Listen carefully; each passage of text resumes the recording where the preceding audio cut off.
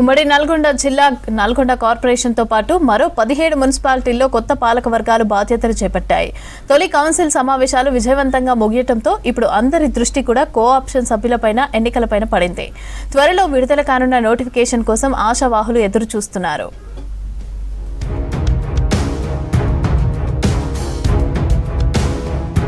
ఉమ్మడి నల్లగొండ జిల్లాలో నల్లగొండ కార్పొరేషన్తో పాటు 17 మున్సిపాలిటీలో నూతన పాలక వర్గాలు కొలువుదీరాయి.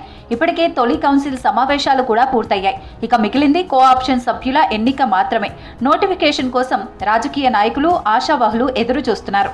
ఎన్నికల సమయంలో టికెట్ దక్కని వారు, పోటీ చేసే అవకాశం లభించని నేతలు ఈ పదవులపై ఆశలు పెట్టుకున్నారు.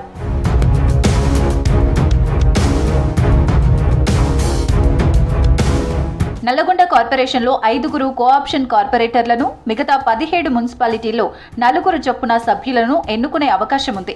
దీంతో జిల్లాలో మొత్తం 73 మంది కోఆప్షన్ సభ్యులు ఈ కోటాలో ఎన్నికయ్యే అవకాశం ఉంది.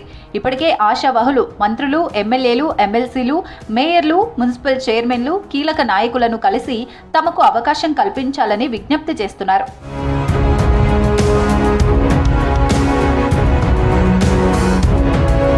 తిరుమలగిరి మున్సిపాలిటీ మినహా మిగతా అన్ని మున్సిపాలిటీల్లో కాంగ్రెస్ కు పూర్తి మెజారిటీ ఉండటంతో కోఆప్షన్ పదవులు కూడా ఆ పార్టీ నేతలకే దక్కే అవకాశాలు ఎక్కువగా ఉన్నాయి. ఎన్నికల సమయంలో పలువురు మాజీ కౌన్సిలర్లకు, పార్టీ కార్యకర్తలకు కోఆప్షన్ పదవులు ఇస్తామని హామీలు ఇచ్చినట్టు తెలుస్తోంది. అంతేకాదు క్రిస్టియన్, మైనారిటీలు కూడా ఈ పదవుల కోసం ఆశగా ఎదురు చూస్తున్నారు.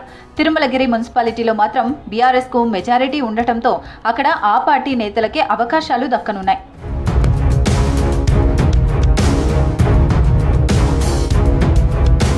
తెలంగాణ మున్సిపల్ చట్టం 2019 ప్రకారం ప్రతి మున్సిపాలిటీలో 4, కార్పొరేషన్లలో 5 సభ్యులను కోఆప్షన్ సభ్యులుగా ఎన్నుకుంటారు. మున్సిపల్ పరిపాలనపై అవగాహన ఉన్న 2, కార్పొరేషన్లలో 3 ఈ కోటాలో ఎంపిక చేయాలి.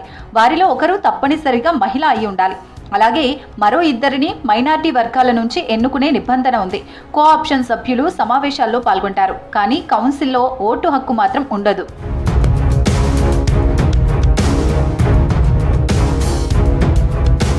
కోఆప్షన్ సభ్యుల ఎన్నిక కోసం మున్సిపల్ కమిషనర్ నోటిఫికేషన్ విడుదల చేస్తారు.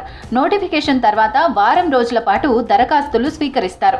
అర్హతలను పరిశీలించిన తర్వాత ప్రత్యేక కౌన్సిల్ సమావేశం నిర్వహించి ఎన్నిక ప్రక్రియ చేపడతారు.